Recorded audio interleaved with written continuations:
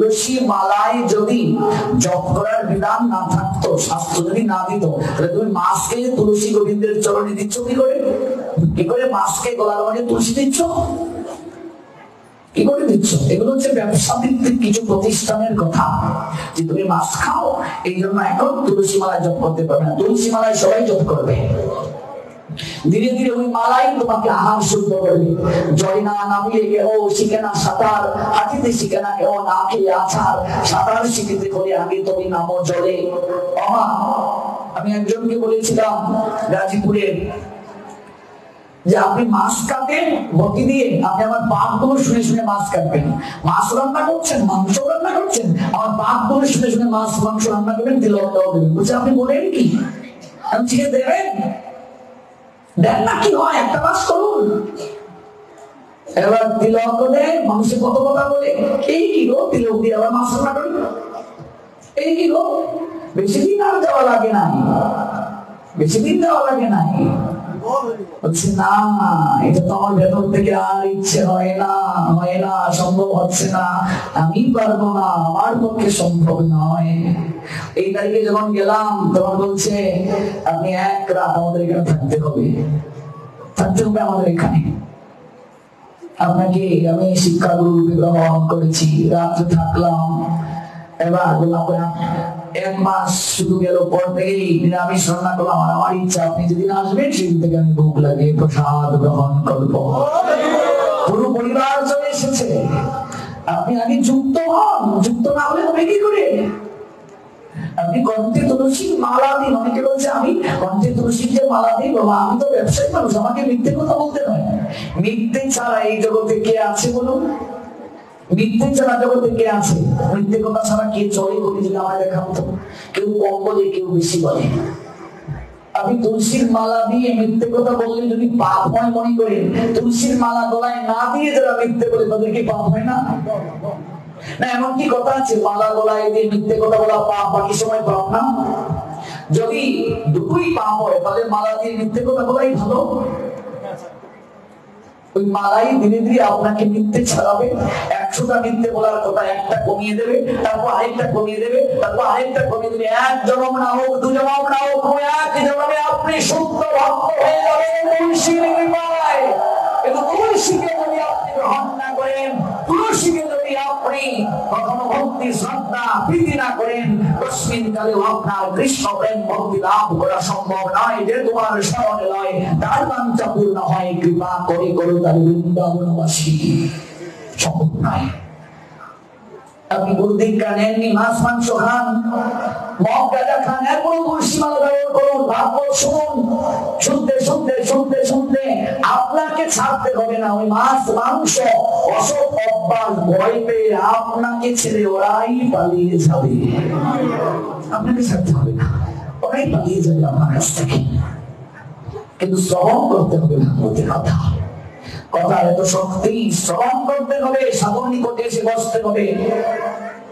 আমার গুরুদেবকে আমি দেখেছি, গল্প শুনেছি আমি, যেমন একজন প্রচন্ড পরিমাণে মদ্যপায়ী ছিলেন, ঈশ্বরে বিশ্বাসীও ছিলেন না। গুরু মহারাজের সঙ্গে সাক্ষাৎ হয়েছিল। গুরুদেবকে বলেছেন আপনি আমায় ভিক্ষা দেবেন। গুরু মহারাজ তো সহজে কাউকে ভিক্ষা দেন না, অনেক কষ্ট করে দেন, সাধনা করে যাচাই বাছাই করে। বলছে আমি কিন্তু মদ খাই, ভিক্ষা দেবেন? গুরু মহারাজ বলছে আস্তে করে মদ খেতে পারবি না, পারবি না, যাও। ওনার স্ত্রীর কাছ থেকে আমি গল্পটা শুনেছি। উনি মদের গ্লাস হাতে নিয়ে গ্লাসের ভেতরে মদের মাঝে গুরুদেবকে দর্শন করেছে। গুরুদেব যেন বলছে কিরে তুই না বলেছিলে ওই দেখ খেতে পারবি না। ভাবা যায় গুরু কৃপা কাকে বলে, সাধু কৃপা কাকে বলে, বৈষ্ণব কৃপা কাকে বলে। সাধু যদি প্রকৃত সাধু, প্রকৃত মহৎ যদি কাউকে বলে যায় যা তোর হলো হয়েই গেল। কারণ বৈষ্ণবের আবেদনী কৃষ্ণ দয়াময়, বৈষ্ণব আবেদনী কৃষ্ণ হন সদয়। এই জন্য জগতে মহৎ কৃপাটা খুবই দরকার। আর এটা সময় থাকতে গো, সময় গেলে হয় না, সময় গেলে হয় না গো। এই জন্য মানুষ যখন মারা যায়, আমরা যে হরিনাম করে করে নিয়ে যাই, শ্মশানে নিয়ে যাই, মানুষ মারা গেল আমরা কৃষ্ণ নাম করে করে, আমরা হরিনাম করে করে আমরা শ্মশানে নিয়ে যাই। এটা কাকে মরা বেটাকে কৃষ্ণ নাম শোনানোর জন্য না। একটা লোক যখন মারা যায় দেখবে তাকে সর্বপ্রথম তুলসীর তলাতে এনে শুয়ে রাখা হয়, কিংবা মস্তকের পাশে একটা তুলসী বৃক্ষ দেয়া হয়, তাই তো? এবার সেই তুলসী মালাটা গলায় দিয়ে তাকে নিয়ে নেওয়া হয়। এই নিয়ে আরো প্রশ্ন এসেছে, সে তুলসীর মালা কয় পেজ পরিধান করতে হবে? শাস্ত্রে এমন কোন নির্দেশনা নাই। আপনি যত খুশি তত পেজ দিতে পারেন, এক পেজ ছাড়া। 3 পেজ আচার্যগণের সিদ্ধান্ত, কায়মন বাক্যের প্রতীক। আপনি তারও বেশিও দিতে পারেন, এই নিয়ে মারামারি করবেন না। আবার এমন ভাববেন না যার গলায় যত বেশি তুলসীর মালা সে তত বড় ভক্ত, এটা ভুল। যার শিখা যত লম্বা সে তত বড় ভক্ত। অনেক বড় বড় তুলসীর মালা গলায় না দিয়ে বা দিয়ে প্রমাণ না করি নিজের ভেতরটাকে যেন আমরা বৈষ্ণবীর দ্বারাই সাজাতে পারি, এটাই মুখ্য। রাধা তিলক পরিধানের নিয়ম কি? কারা রাধা তিলক পরিধান করবে? রাধা তিলক, কৃষ্ণ তিলক শাস্ত্রে এমন কোন নাম নাই, এগুলো আমরা বানিয়েছি। এই সাদা তিলক, এই কালা তিলক দেবে এমন কোন বিষয় নেই, আপনি যে কোনো তিলকই ধারণ করতে পারেন।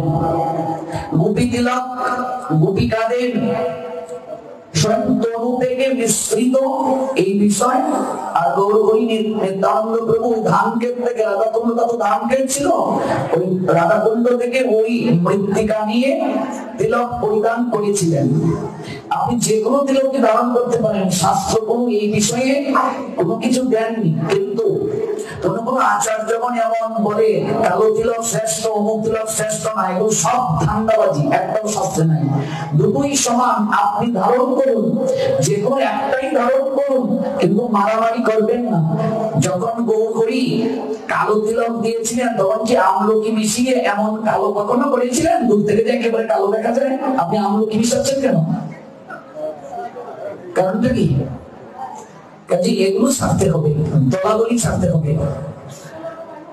সনাতন শাস্ত্রে বিবাহের ক্ষেত্রে জাতির বিচার কেন করা হয়? উঁচু জাত নিচু জাত কেন বিবাহে নিষিদ্ধ? নিজের বাইরে টাইটেলের বাইরে কেন বিবাহ দেওয়া হয় না? প্রশ্নকর্তা কি অন্য কোন জাতি বিয়ের ইচ্ছে করছেন কিন্তু পারছেন না, এমন হচ্ছে কি? শাস্ত্রে টাইটেল বলে কোনো কিছু নেই, টাইটেল আমরা নিজেরা তৈরি করেছি। যেমন ত্রেতা যুগে রাম, রামের পিছনে টাইটেল আছে, লক্ষণ, ভরত, শত্রুঘ্ন টাইটেল আছে। আচ্ছা, এবার আসুন তাহলে যুধিষ্ঠির, নকুল, সহদেব, অর্জুন, ভীম, বিকর্ণ, দুঃশাসন, কংস, জরাসন্ধ, শিশুপাল, তাদের পিছনে কিছু আছে? নেই। এবার যদি কোন শূদ্রদল, মানে যারা কাঠের কাজ করতো, এরকম কোন পরিবারে যদি কোন ছেলের নাম রাখে ভরত, সে দেবে ভরত শূদ্রদল। যে বেটার নাম ভরত, সে বেটার পিছনে কোনো কিছু লেখা নাই, অথচ আমরা পিছনে কিছু দিচ্ছি। এগুলো আমরা তৈরি করেছি, বল্লাল সেনের আমল থেকে এগুলো এসেছে, ইতিহাস পড়ে দেখবে। ব্রিটিশরা এগুলো আমাদেরকে দলে দলে বিভক্ত করিয়ে একটা গ্যাঞ্জাম প্যাস লাগিয়ে দিয়ে দিয়েছিল। আমি প্রত্যেক পাঠে যুব সমাজকে উদ্দেশ্য করে বলি, বিয়ের সময় জাত খুঁজবে না, হিন্দু হলেই বিয়ে করবে। তোমার মেয়ে, তোমার ছেলে যখন ধর্ম ত্যাগ করে অন্য ধর্মে চলে যায়, কই থাকে জাত তোমার? তখন কিছু ব্যাককেল মূর্খ বাপ মাগন এগুলো নিয়ে চিৎকার চেঁচামেচি করে। পালের ছেলে পালের মেয়ের সঙ্গে বিয়ে দিতে হবে, পাল পাল, এক পাল না হলে চুল পেটে গেলেও বিয়ে হয় না। তুমি কোন পাল গো? মহিপাল, কুমাইরা পাল না তুমি রুদ্রপাল? এই পাল সেই পাল, পাল পাল পাল পাল ছাড়ো। কোন দাস গো? তালবাস দাস না দন্তস দাস? তোর মাথা দাস। শ্রীমান মহাপ্রভু সবাইকে বলছেন কৃষ্ণ দাস হও, জীব কৃষ্ণের নিত্য দাস। এর উপরে আর কোন জীবের পরিচয় নাই। প্রত্যেক মানুষের একটাই পরিচয়, সে কৃষ্ণের সেবক, সে কৃষ্ণের দাস, সে কৃষ্ণের অনুগত, আর কোন পরিচয় নাই। এই 15 সাল থেকে 25 সাল পর্যন্ত সারা বাংলায় যতগুলো হিন্দু মেয়ে ধর্ম ত্যাগ করছে তার মধ্যে সবচেয়ে বেশি ব্রাহ্মণের মেয়ে ধর্ম ত্যাগ করেছে। ওই থাকে তোমার জাত। অধিকাংশ সার মেয়ে ধর্ম ত্যাগ করেছে, ওই থাকে তোমার জাত। এগুলো আমরা নিউজ কালেক্ট করি, এগুলো আমাদের শাস্ত্রে নাই, আমরা এগুলোকে তৈরি করেছি। জাত বলে কিচ্ছু নাই, যেই ভজে সেই বড়। কৃষ্ণ ভজনী নাই, জাতি কুলাদি বিছার। মুচির কুলে সূচি হয়, ব্রাহ্মণ হয় চন্ডাল, রাখাল হয় কৃষ্ণ বলরাম। মুচির কুলে সূচি হয় কি হয় না? রুহিদাস কোন কুলে জন্ম নিয়েছিলেন? মুচি কুলে, অথচ সেই রুহিদাসের চামড়া বেজানো ঘাটের জলে মা গঙ্গা আবির্ভূত হয়েছিলেন। আর চন্ডাল হয়ে গিয়েছিলেন আচরণের দিক থেকে রাগীয় ব্রাহ্মণ কুলে জন্ম নেওয়া জগাই মাথায়। মাংস ভক্ষণ থেকে শুরু করে রমণী দর্শন এমন কোন কার্য নাই যে তারা করেন নাই। ব্রাহ্মণ হয়ে চন্ডাল তুল্য। আর কর্মযুগ অবলম্বন করে কৃষ্ণ বলরাম রাখাল হলেন। এগুলো জানতে হবে। তোমার জন্ম কোথায় হলো সেটি মুখ্য নয়, মুখ্য তোমার কর্ম। গুণ কর্ম বিভাগস, গুণার কর্মানুযায়ী ভগবান কি বর্ণ। ব্রাহ্মণ ক্ষত্রিয় বৈশ্য শূদ্র এগুলো যে নেই তা নয়, কিন্তু কলিযুগে তার যথার্থ প্রয়োগ নাই। ব্রাহ্মণের ছেলেটা যদি পুলিশের চাকরি করে, সে কি ব্রাহ্মণ থাকবে না ক্ষত্রিয় হয়ে গেল? কথা বলুন। ব্রাহ্মণের ছেলেটা যদি ব্যবসা করে, সে ব্রাহ্মণ রইল না বৈশ্য হয়ে গেল? অনেকে বলে ব্রাহ্মণ মাথা, শূদ্র চরণ, কেমন? আর ক্ষত্রিয় আর বৈশ্য হাত আর উদর। তাহলে ব্রাহ্মণ যদি কেবল মাথা হয়, তাহলে মানুষ চরণে প্রণাম দেয় কেন? মাথায় প্রণাম দাও। তার মানে মাথারও প্রয়োজন আছে কি নেই? মাথা যদি কারো নষ্ট হয়ে যায়, চরণ আছে, উদর আছে, হাত আছে, চলবে? শরীর চলবে? আচ্ছা, মাথা আছে, হাত আছে, পেটও আছে, চরণ নাই, দুটা পা নাই, চলবে? পা আছে, মাথা আছে, পেট আছে, হাত নাই, চলবে? তার মানে জগৎ সংসারে ব্রাহ্মণ ক্ষত্রিয় বৈশ্য শূদ্র আর কিছু নয়। কর্মানুযায়ী এক একটা বিশেষ বৈশিষ্ট্য প্রত্যেকটা মনুষ্য জীবনে দরকার আছে কি নাই? হাতটারও দরকার আছে, পায়েরও দরকার আছে, পেটেরও দরকার আছে, মাথারও দরকার আছে। আমার এই অঙ্গ প্রত্যঙ্গ গুলো ঝগড়া লেগে শুরু করে, আমি মাথা, আমি সর্বশ্রেষ্ঠ। ঠিক আছে, তুই যেহেতু মাথা সর্বশ্রেষ্ঠ, তাহলে আমি মুখ দিয়ে পেটের মাঝে খাবার দেবো না, দেখি তোর মাথায় বুদ্ধি কইতে কি আয়।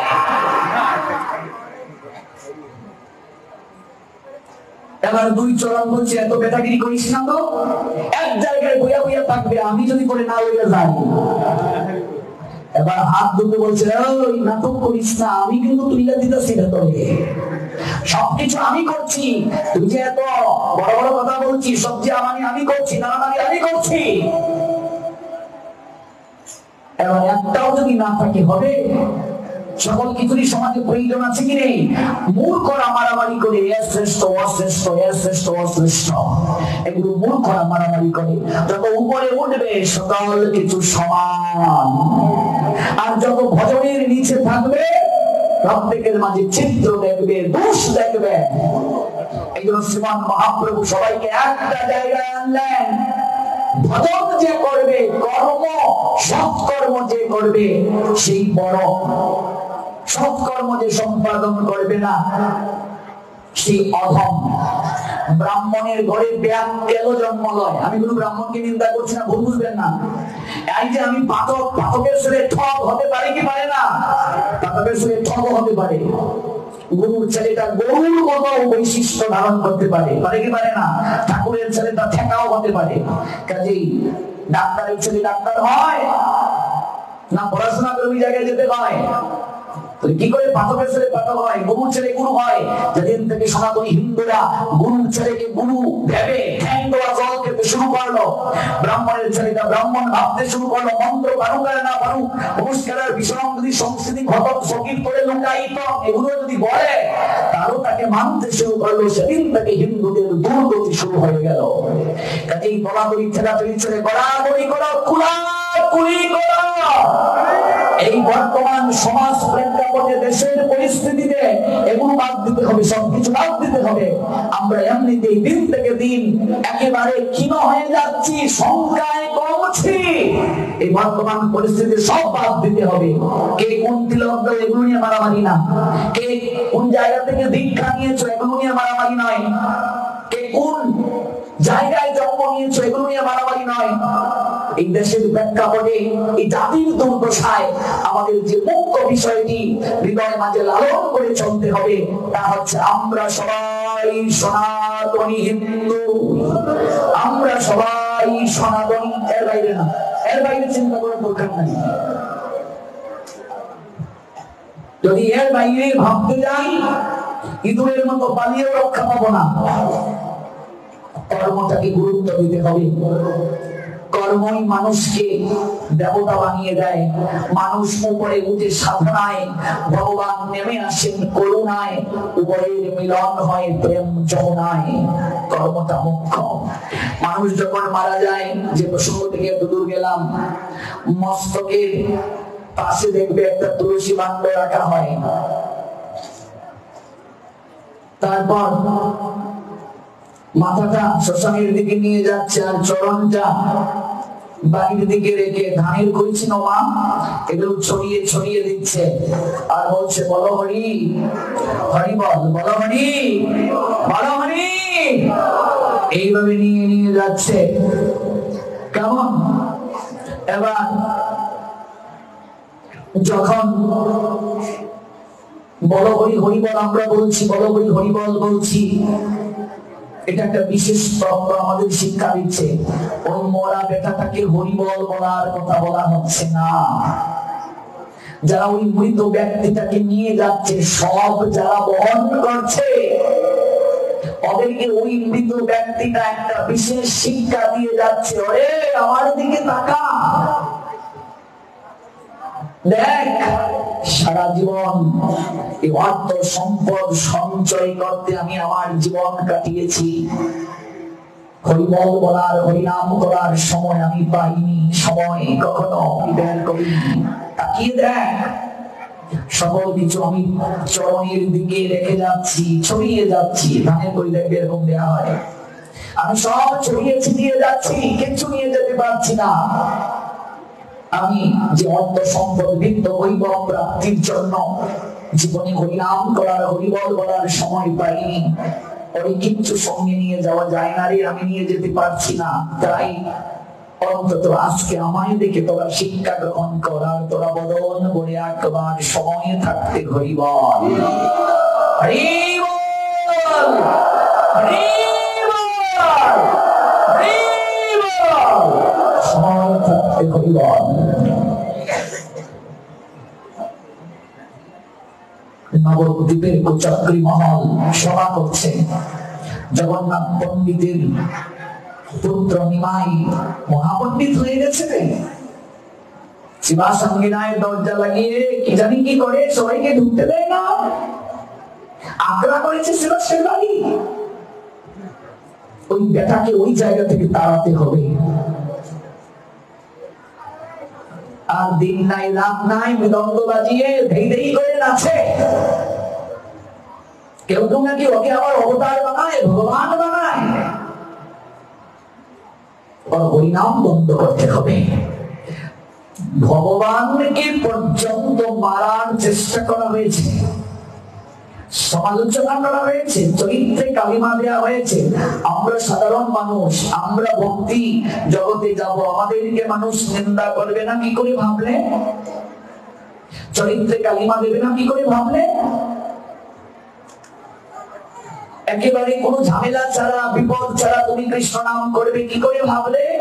ভগবান ইচ্ছে করে বিপদ দেন তোমাকে, ইচ্ছে করে তোমার চরিত্রে সন্দেহ জাগিয়ে দেন মানুষের কাছে, যেন তুমি এগুলো শুনে শুনে কেঁদে কেঁদে আরো গোবিন্দকে বেশি করে ডাকতে পারো, আরো আরাধনা করতে পারো। এটা কৃপা। কার কাছে যাবো রে? জগাই মাদাইয়ের কাছেও যাওয়ার উপায় নাই। ওর মাঝে একটা সম্মোহিনী শক্তি আছে। ওর জগাই মাদাইকেই দেন, ওর বলি নিয়ে গেছে। ওরাও হরিবল বলে কাঁদে, হরিনাম করে ধুলায় গড়াগড়ি দেয়। কাজীর কাছে যাবো, ওই বেটাকেও মামা ডেকে হাত করে নিয়েছে। ওই কাজীও সহায়তা করে। এই নবদ্বীপে একজনই আছে, ওর ভাঙামি বন্ধ করতে পারে, ওর নাম হচ্ছে চাপাল গোপাল। চাপাল গোপাল কি দুইজন না একজন? একজনই নাম। এই পারে একমাত্র বন্ধ করতে যে ভৈরবী মায়ের আরাধনা করে, শক্তি মত অবলম্বন করে, জয় হোক চাপালের। আরে পণ্ডিত গঞ্জে নবদ্বীপে আমার গৃহে একটা বিশেষ কার্যে এসেছি। কার্যটা কি? আপনি পারেন এই কার্যের সমাধান করতে। এই জগন্নাথ মিশ্রের ছেলে নিমাই অনেক বড় পণ্ডিত হয়ে গেছে, দিন নাই রাত নাই মৃদঙ্গ বাজিয়ে ধেই ধেই করে নাচে আর হরিনাম করে, কাউকে ঢুকতেও দেয় না, দরজা লাগিয়ে কি জানি কি করে। আর ওই শিবাসীর বাড়ি আঁকড়া পেতেছে, এখান থেকে ওকে তাড়াতে হবে, একমাত্র আপনি পারেন। ও এই জন্য বুঝি, এই নিয়ে কোনো চিন্তা নেই, নাকে সরিষার তেল দিকে আপনারা ঘুমান, হয়ে যাবে। কি হবে? এমন ভাবে লাঞ্ছিত করবো, বঞ্চিত করবো, এমন ভাবে সমাজে চরিত্রে দাগ লাগাবো, দৌড়ে পালাবে। তাহলে তো চরণ বন্ধনা করবো আমরা। প্রণাম দিয়ে নবদ্বীপের পণ্ডিত কুচক্রীগণ সেখান থেকে বিদায় নিল। একটা মাথার মাথা, রক্ত জবা ফুলের মালা আর কয়েকটা মদির বোতল হাতে নিয়ে চাপাল ছুটল শিবাসাঙ্গিনার দিকে। দরজার সম্মুখে বদ্ধ রাত্রিতে পাতার মাথাটা ঝুলিয়ে দিল, ঝরঝর করে রক্ত ঝরছে, সঙ্গে রক্ত জবার ফুলের মালাটা পরিয়ে দিল, আর মদের বোতলগুলো দরজার সম্মুখে রাখলো, যেন ঘুম থেকে উঠে নবদ্বীপবাসী জানতে পারে ওই ব্যাপারে মদ মাংসকে ওরা আনন্দ ফুর্তি করে, আর বাহিরে একটা লেবাস ধারণ করে কৃষ্ণ নাম করো, হরিনাম করো, প্রসাদ পাও, এই সকল মানুষকে জানায়। বুঝলেন? শিবাস আঙ্গিনার পবিত্রতা রাখতে হবে। আজকে নাম সংকীর্তন যজ্ঞে দেখবে আমরা শিবাস আঙ্গিনার পবিত্রতা রাখি না। বাচ্চাদেরকে আমরা নিয়ে কি করে পটেটো চিপস খাওয়াই কীর্তনে বসে বসে। অনেক মায়েরা পানির বউটা খুলে এরকম দিচ্ছে, কিরে রাধাকান্তের মা একটু শুন দে না, তারপরে একটু রতন জর্দা না দুলালদা দিয়ে, দুলাল আছে না যশোরে, বাবা জর্দা, আমার মা করছে বাবা জর্দা কি কাকু, ও তারপর খয়াল, তারপর আরো কি কি গুল না আরো কি কি আছে, সাদা পাতা, এইগুলো বাটের মাঝে বসে বসে কেউ দেখেন। আমার পাটে তো এগুলো করার সুযোগ নেই, আমি তো পাঠ যখন করি গুরু কৃপায় শ্বাস ফেলার নেই, আমার দিকে থাকিয়ে থাকে সবাই। এবার আমি এক জায়গায় দেখি এক মহিলা, এক মাতাজি এরকম তাকাচ্ছে চারিদিকে, মা কি বাবা মুখে কি, কোথায় কোথায় কোথায় এরকম দিয়ে কি অবস্থা। শিবাস আঙ্গিনার যদি পবিত্রতা রক্ষা না করো, এই 2.5 ঘন্টা তোমার বাচ্চা না খেয়ে থাকতে পারে না। তো আখাউড়া বানাইছো কেন? পটেটো খাওয়াতে হয়, চানাচুর খাওয়াতে হয়, এখানে বসে কিনা দুধ খাওয়াতে হয়, বাদাম পিসি খাওয়াতে হয়, সুন্নাম খাওয়াতে হয়, সেন্টার ফুল ফ্রেশ খাওয়াতে হয়। এত আখাউড়া রাক্ষস করতে গিয়ে জন্ম দিলে।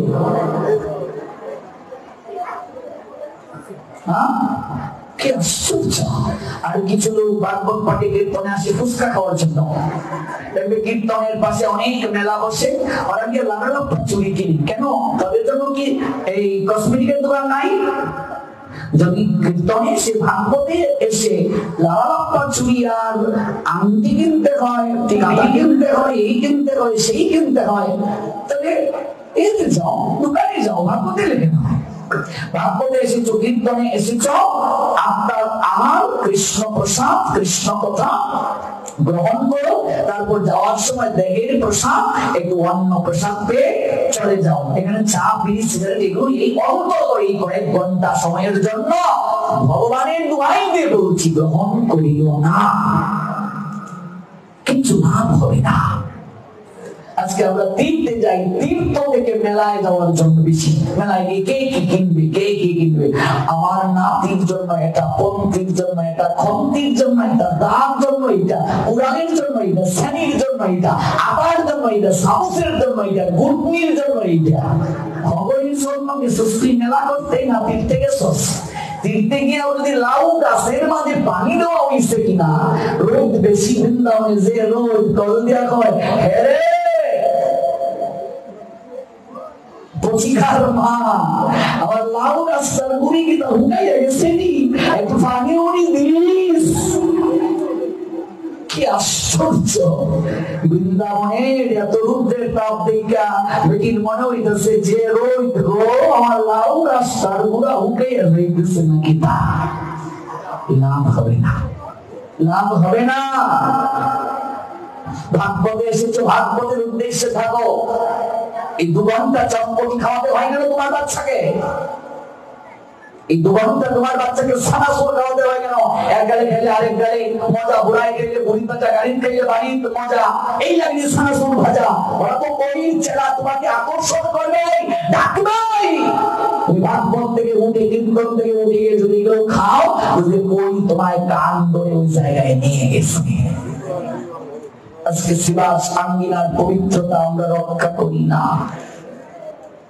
শিবাস আঙ্গিনা সাজানো হয়ে গেছে, আঙ্গিনার অপবিত্রতা করেছে, পবিত্রতা নষ্ট করেছে। চাপাল মদের বোতল রেখে, পাটার মাথা রেখে, ফুলের মালা ঝুলিয়ে রেখে, ঘুম থেকে উঠে দ্বার যখন উন্মোচন করলেন, লীলাসন শেষ হলো, আস্বাদন শেষ হলো, দ্বার খোলা হলো। শিবাস দেখে মদের বোতল শিবাস আঙ্গিনায়, দ্বার খুলে দেখেন বিষ্ণু এই কার্য করলো।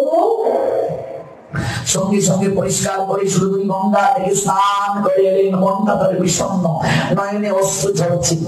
মানুষ এত খারাপ হতে পারে? আমি তো কারো ক্ষতি করি না, কারো মাথায় বাড়ি দেইনি, আমি একটু হরিনাম করি, গুরু বৈষ্ণবের সেবা করি, প্রভু স্বয়ং আমার আঙ্গিনায় আছে। মানুষ এটাকে সহ্য করতে পারে না। মনটা তার বড় বিষণ্ণ, অন্তর্যামী।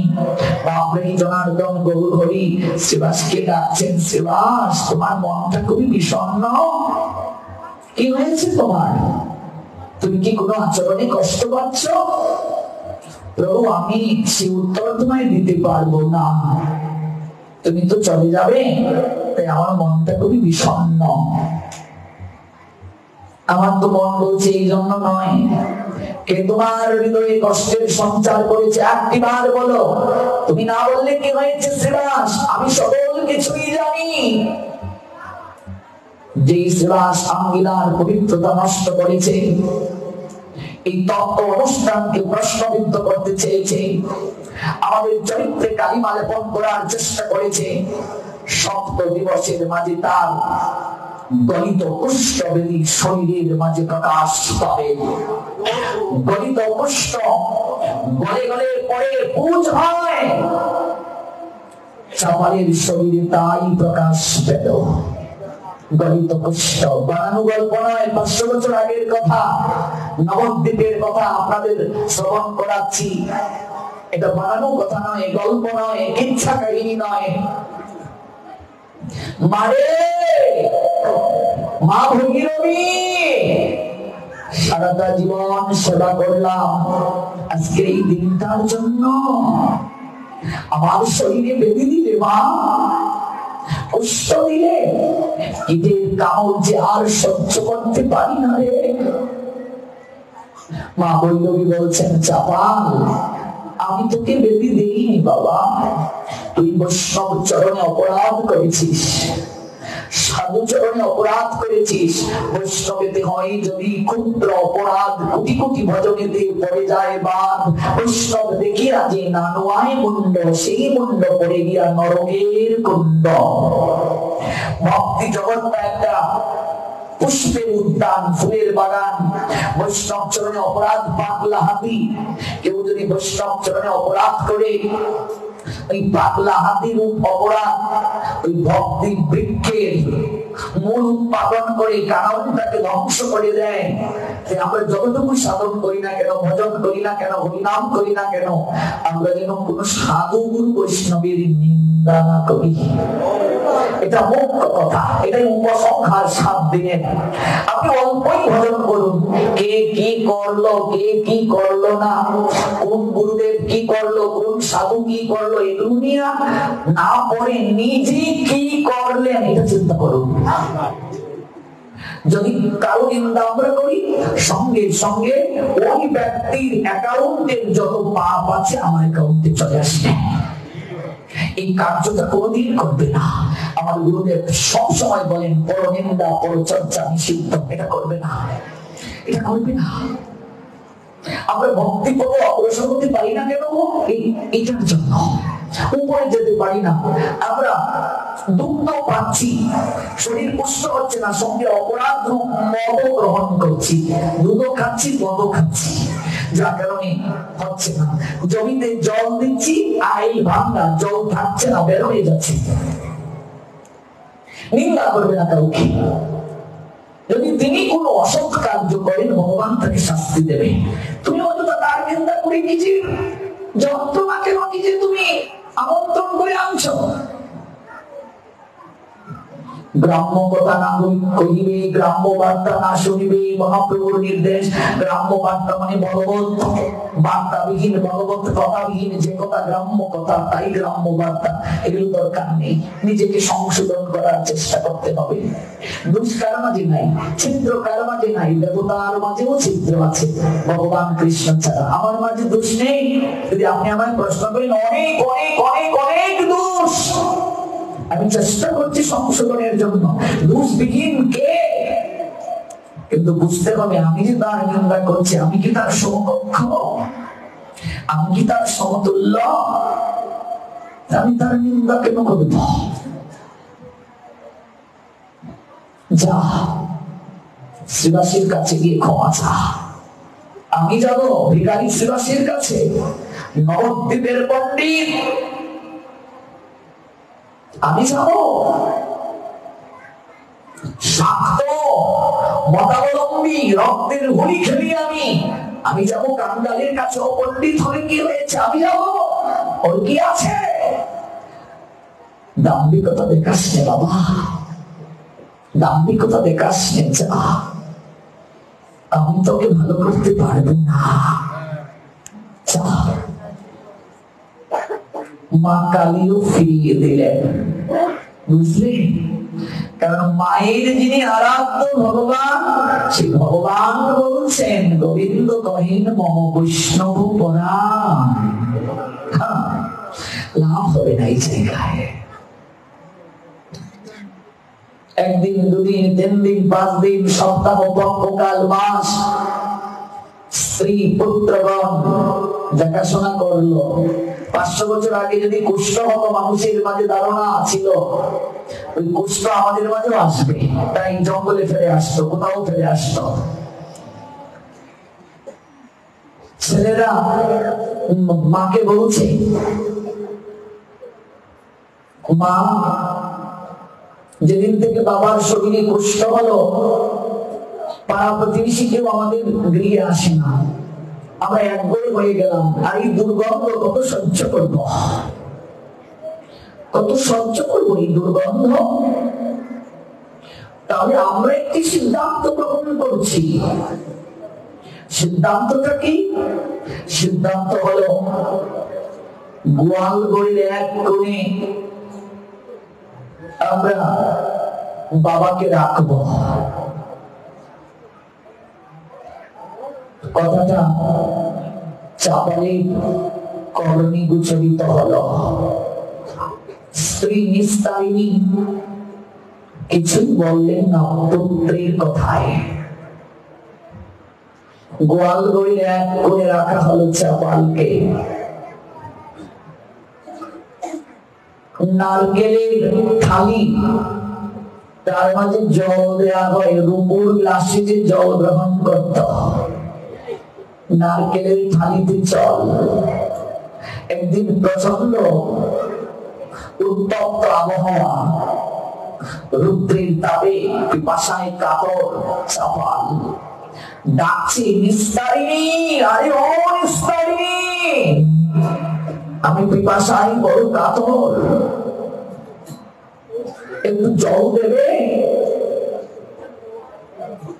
আমি পিপাসায় বড় কাতর। নিস্তারিণী নারকেলের থালিতে একটু জল পাশে রেখে চলে গেল। জল গ্রহণ করতে গিয়ে কিছুটা মাটিতে পড়ে গেল,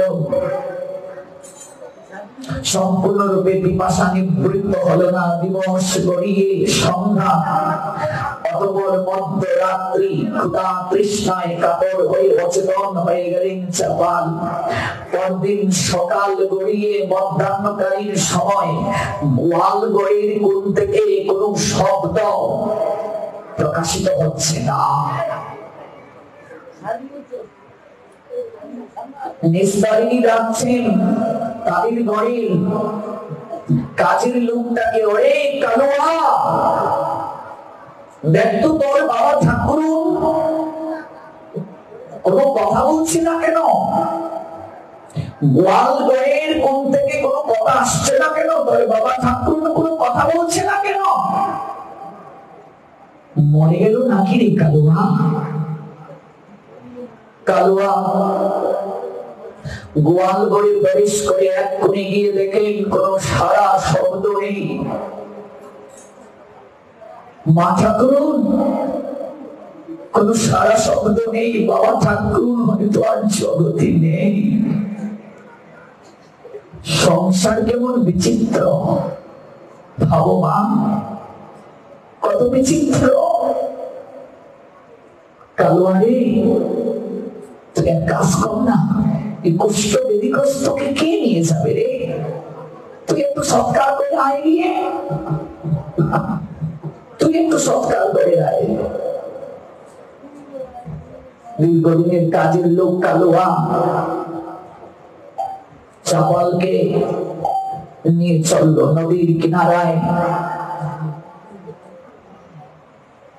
চাপালকে রেখে চিতাটা সাজাচ্ছে, দক্ষিণা বাতাস চাপালির গাত্রে আলতু করে স্পর্শ করে দিল। মূলত চাপাল মরে নাই বাবা, আলতু করে স্পর্শ করে দিল চোখটাকে। আমি কোথায়? পাশে অঙ্কন করে দেখছে একটা চিতা সাজানো হচ্ছে, তারই গৃহে কাজের লোক কালোয়া। কালোয়া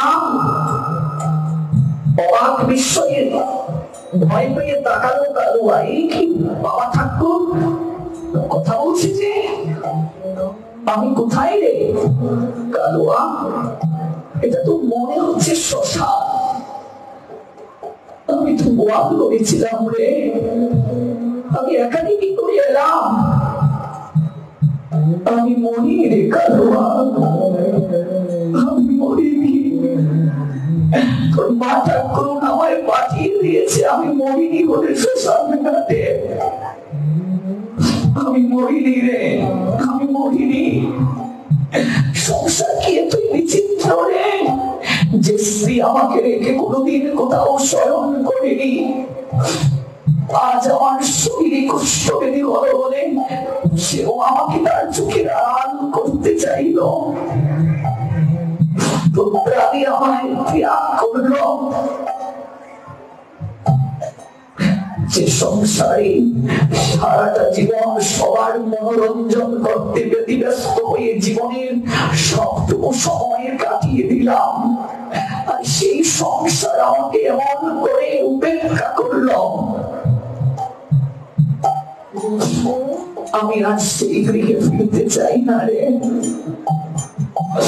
তাল পাতা খড়কুটা দিয়ে এখানে আমার একটা ছাউনি দিয়ে দেয়, এই শ্মশানটার পারে আমি কিছুটা সময় থাকবো। আমাকে রেখে জগৎ জীব অনুভব করবে, অবলোকন করবে, সংসারের মায়ায় মোহিত হয়ে জীবনের সর্বোত্তম সময়ে যারা সংসারকে আঁকড়ে দিয়ে জীবনকে অতিবাহিত করছে, তারা যেন আমায় দেখে শিক্ষা গ্রহণ করে এই সংসার কত স্বার্থপর। এখানে সবাই নিতে জানে, দিতে জানে না। ওই শ্মশানটার দিকে বারবার অবলোকন করে থাকিয়ে আমি যেন এই অনুভবটা হৃদয়ে আনয়ন করতে পারি। এটাই প্রতিটা মানুষের জীবনের একমাত্র ঠিকানা।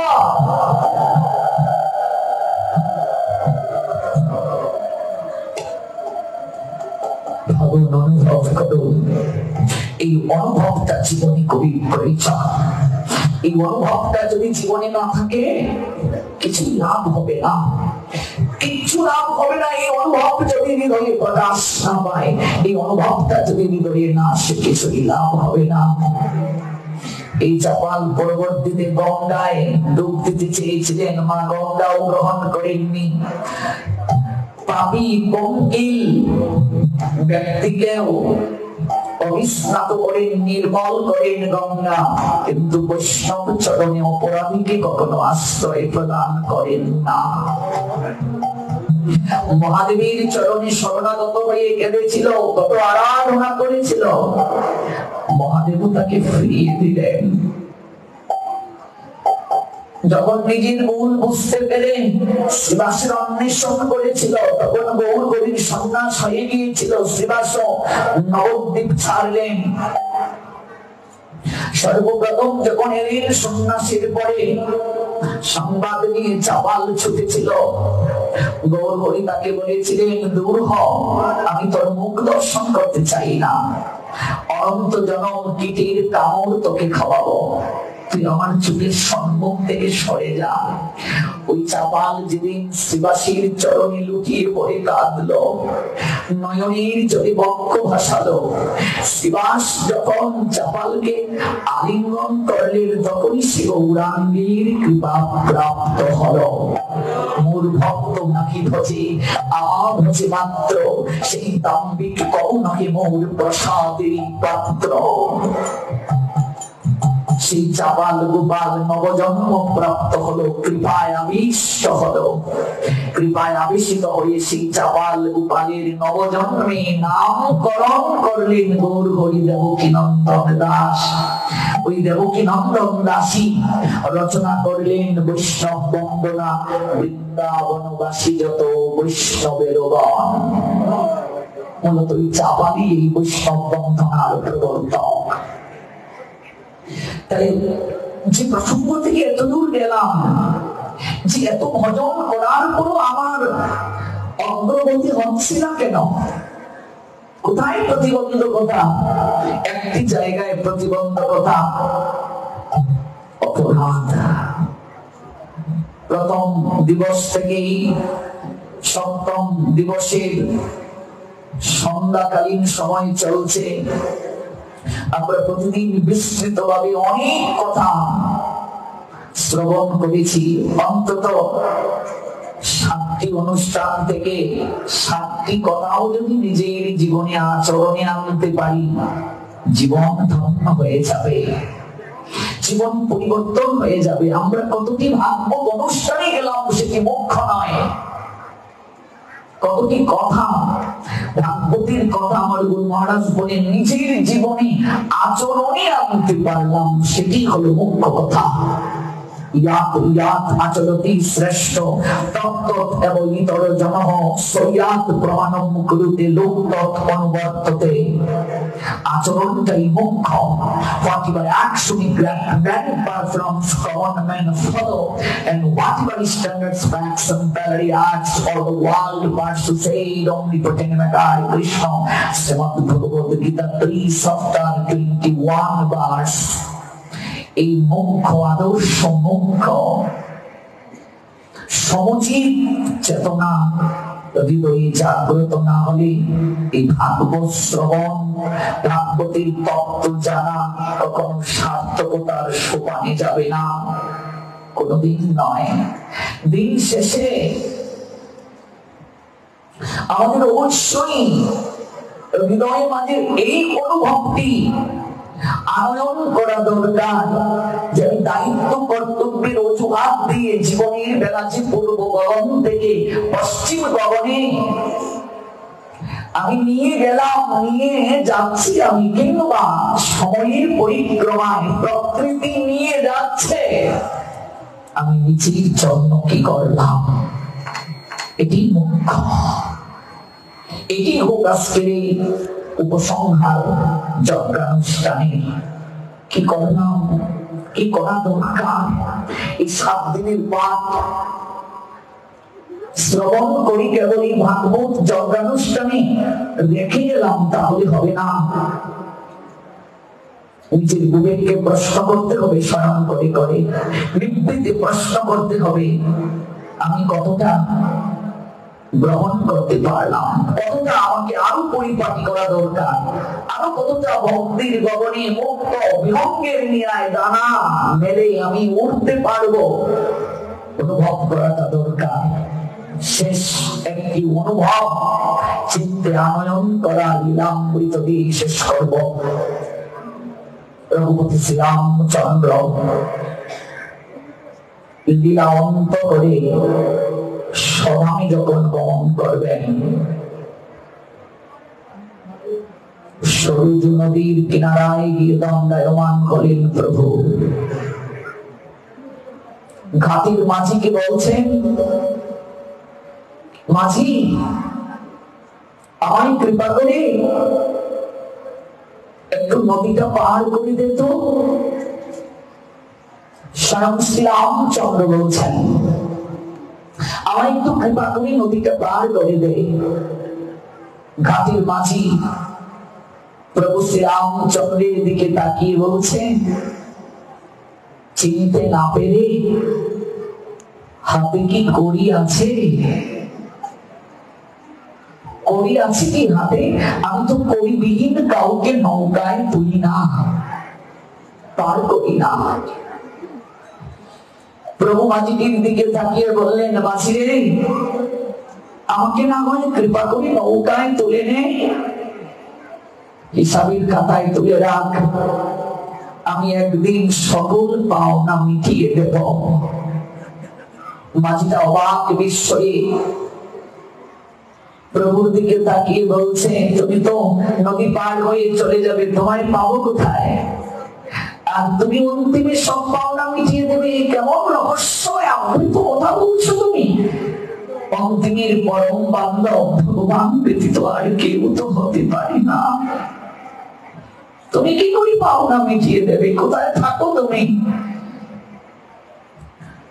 প্রভু একটু ইঙ্গিত প্রদান করলেন, আমি সর্বত্র থাকি, অনলে অনিলে নভনীলে সনিলে বিটপিলতায় জলদের গায়ে শশী তারকায় তপনে অনু পরমাণুতে সকল কিছুতে আমি অবস্থান করি।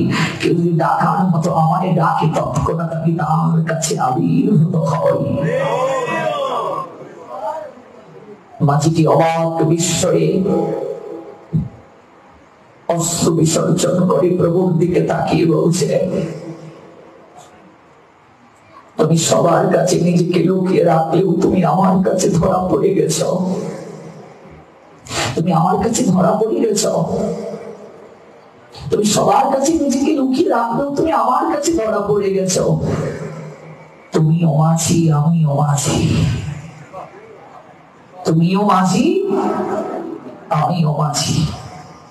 আমি পেটের দায়ে এপার ওপার করি, পার করি, আর তুমি ভবের গাঠির মাঝি। স্ত্রী পুত্র কন্যা পরিবার পরিজন আত্মীয় স্বজনাতি সবাইকে ত্যাগ করে যেদিন একা একা না ফেরার দেশে যাত্রা করতে হয়, অন্ধকার একটা প্রকোষ্ঠে তুমি সেই ঘাটের মাঝি। আমি তোমায় চিনতে পেরেছি। তুমি কৃপা করে তোমার এই চরণ দোকানে এগিয়ে দাও প্রভু। আমি তোমায় একটু চরণ প্রজ্ঞালন করতে চাই। তোমার এই চরণের তো মহিমা শুনেছি, ওই চরণ স্পর্শে পাষাণ থেকে নাকি একটু মানবী প্রকাশিত হয়েছিল। আমি এই দুটো চরণ একটু প্রজ্ঞালন করতে চাই। আর আমি তোমাকে নৌকায় তুলে ওপারে পার করে দিচ্ছি, কারণ যেদিন আমার সময় ঘনিয়ে আসবে, স্ত্রী পুত্র কন্যা পরিবার পরিজন আত্মীয় স্বজনাদি সবাইকে ত্যাগ করে যেদিন আমি ভবের কাছে গিয়ে দাঁড়াবো, প্রভু সেদিন তুমি হাতে বইটা নিয়ে ভবের গাছের মাঝি হয়ে তোমার চরণ তরিতে আমায় তুলে নিতে আসি।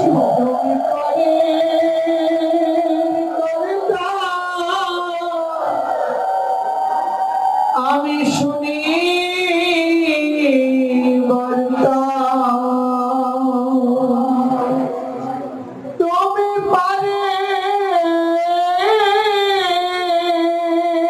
কর্তা শুনি বার্তা বলো বলো কোন দিন পার করিবে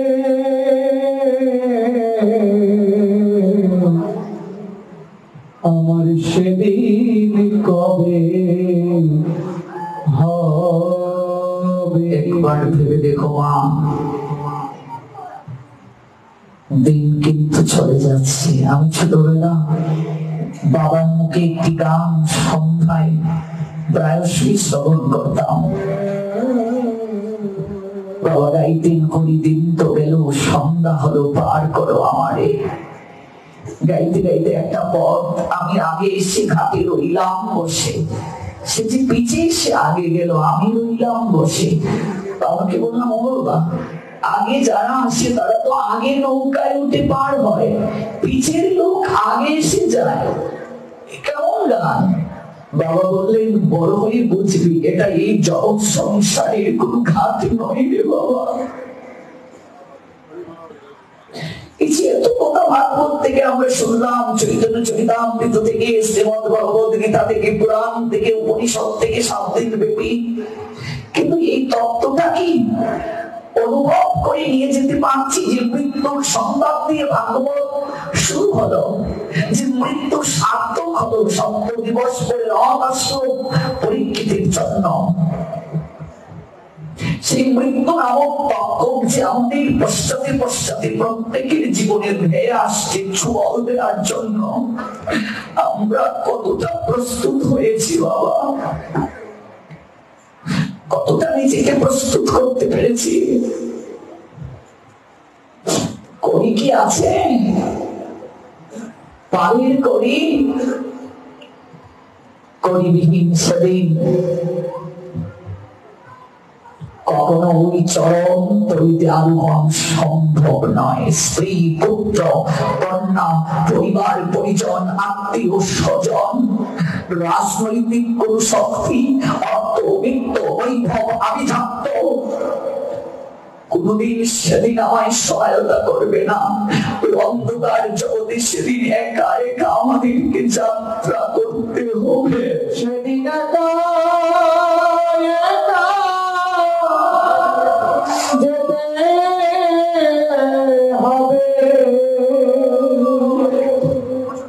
হরি হে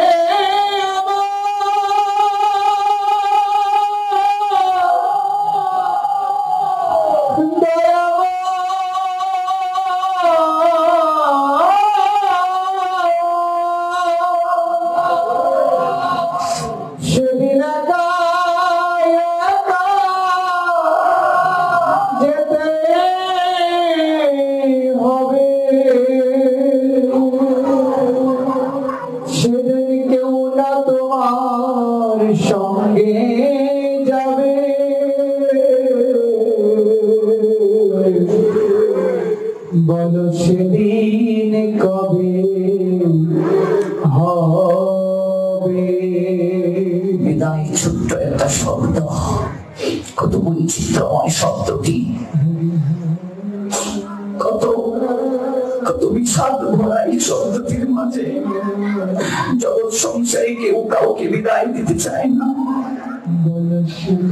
মরতে কেউ চায় না মা, কিন্তু সময় যে বড় শক্তিশালী গো, প্রকৃতির বিধান সে যে বড় নিঠুর গো মা। প্রকৃতি মৃত্যুর কালো গর্ভে আসীন করে দেয় আমাদেরকে, একাকিত্বের হতাশায় অগ্নিভূত করে এই চিত্ত জাতির জন্য এত আয়োজন, জীবনের মূল্যবান সময় জাতির জন্য কাটিয়ে দিয়ে একটিবার গোপীনাথের চরণে আত্মনিবেদন করার সময় পাই না। আমাদের বলা একটু হৃদয় দিয়ে তাকে ডাকার সৌভাগ্য হয় না, সুযোগ প্রাপ্ত হয় না। ওরা একদিন কাঁদবে, দুদিন কাঁদবে, ওরা 3 দিন পড়ার কাঁদবে না। এই ভবের মাঝে আসা যাওয়া তোমায় ডাকা হলো না। জানিয়ে যাও মা, প্রার্থনা জানিয়ে যাও গুরু বৈষ্ণব চরণে, ভাগবত চরণে, ভগবানের চরণে নয়নের জলে অস্ত্র সিক্ত হয়ে জানিয়ে যাও এই প্রার্থনা হয়তো পৌঁছে যাবে গৌর গোপীনাথের চরণে। আমাদের বলা হলো না তুমি পারে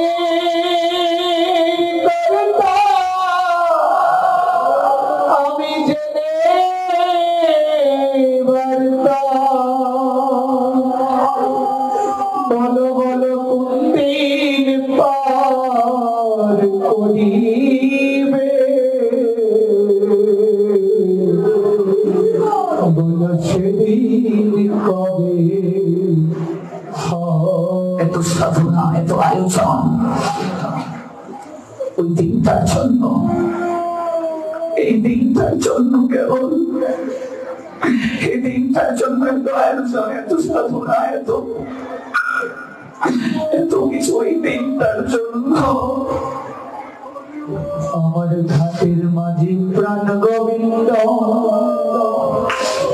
তার শোনে নাই জনস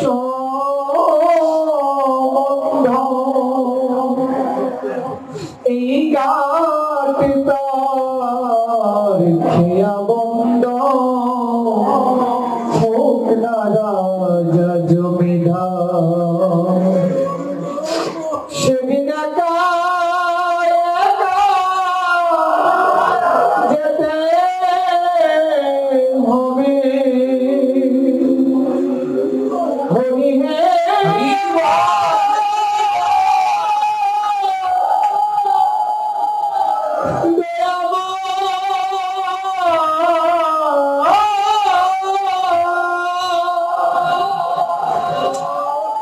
সেদিন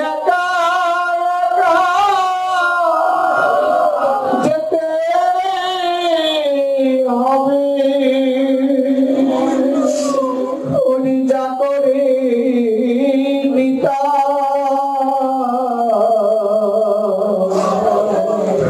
আমার সেদিন কবে হবে। কার শেষের দিনটা কেমন হয় আমরা কেউ বলতে পারি না। কতজনকে দেখেছি, কত জায়গায় ছোটাছুটি নাচে গানাচে, কতজনকে দেখেছি মা বিছানায় পড়ে ছটপট ছটপট করছে। একটা ঘটনা এই মধ্যে খুব মনে পড়ে গেল। এক বৌমা খুব আর্তনাদ করে বলেছিল একটু আমাদের বাসায় যদি কৃপা করে আসলেন, এদিকে তো দুর্গন্ধ, গরবস্ত্র দিয়ে নাকটা চেপে ধরলাম, স্প্রে দেওয়া হচ্ছে, গন্ধ যাচ্ছে না। শাশুড়ি বিছানায় পড়া, মাংস অনেকটা পছন্দ ধরেছে, একটা ক্ষীণ শব্দ কর্ণে উচ্চারিত হলো। শুধু বুঝতে পারলাম একটা ক্ষীণ শব্দ ভেসে আসলো কানে, আমায় বিদায় দাও। বিদায়ের কাজ যদি কেউ ঠিকভাবে না করে তার শেষের বিদায়টা কি করে ভালো হতে পারে মা, কি করে ভালো হতে পারে? এজন্যই অভ্যাস যুগ অবলম্বন, এজন্যই ভাগবত শ্রবণ, সাধু সান্নিধ্যে বসা, গুরু কৃপা। এই দিনটার জন্য মাগো তার মতো সৌভাগ্যবতী কেউ নেই যে সুস্থ রথে সুস্থ শরীরে গৌর গোপীনাথ গোবিন্দের নামটা নিয়ে যে যেতে পারে।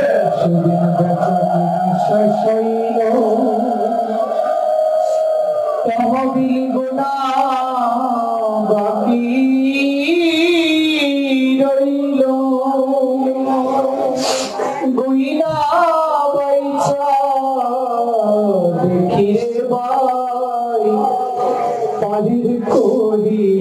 না। কি করলাম? একটু রাত্রি শয়নের আগে ভাববে তো, আমার 60 বছরের জীবনে, 50 বছরের জীবনে, 40 বছরের জীবনে আমি নিজের জন্য কি করলাম? আমার পারঘাটের করি কি সংগ্রহ হয়েছে? হিসাবের খাতা দেখবে শূন্য পড়ে আছে। সকল কিছু হিসাব করে দেখবে কিচ্ছু নেই। সেদিন একা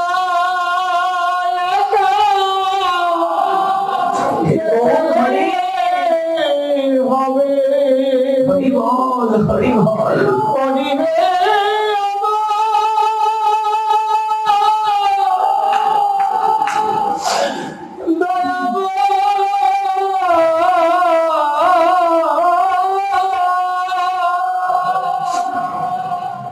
সেদিন একা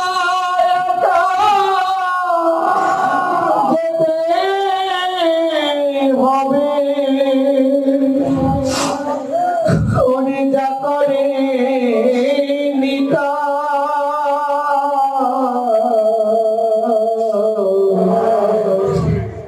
আমার সেদিন কবে হবে? এই ভবের মাঝে আসা যাওয়া তোমায় ডাকা হলো না। যা বলবো বলে এসেছিলাম আমাদের বলা হলো না। এই বিশ্ব প্রকৃতির চিরাচরিত অনুসারে পৃথিবী জুড়ে চলছে পালা বদলের খেলারে মা। কখনো নতুনকে বরণ করে নেওয়ার আনন্দে বিভোর হই আমরা, আবার কখনো পুরাতনকে বিদায় দেই। কখনো প্রবেশ, কখনো প্রস্থানের নাট্যমঞ্চে অভিনয়, কখনো আগমন, কখনো গমন, কখনো গ্রহণ, কখনো বর্জন, কখনো প্রবেশ, কখনো প্রস্থান। ততদিন যাবৎ চলবে এই প্রক্রিয়া,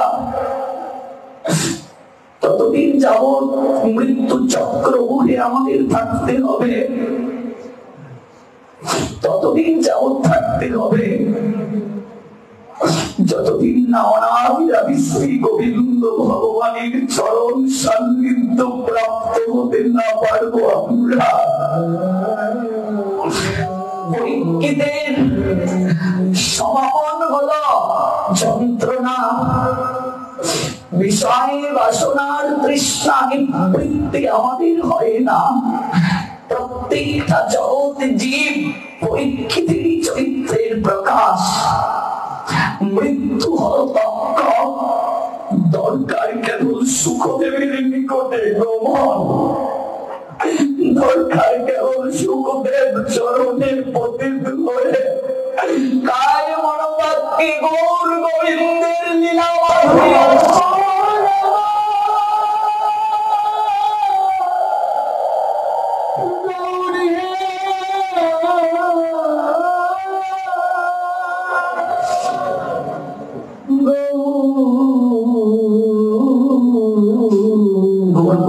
আমাদের অবৈতকে কৃপা বাড়িতে অভিস্নাত করুন।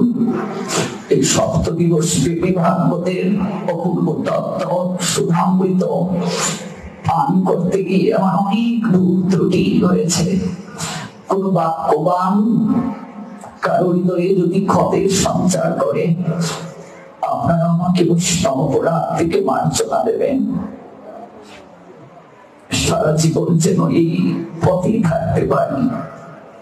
এখনো তো অনেক কম বয়স, আপনারা এই কৃপা আশীর্বাদ করুন সারাটা জীবন যেন সাধু সঙ্গে থাকতে পারি। আর অন্তত শেষের দিকে যেন একটিবার ভগবানের নাম নিয়ে এই দেহ পিঞ্জর থেকে প্রাণ পাখিটা যেন উড়াল দেয়।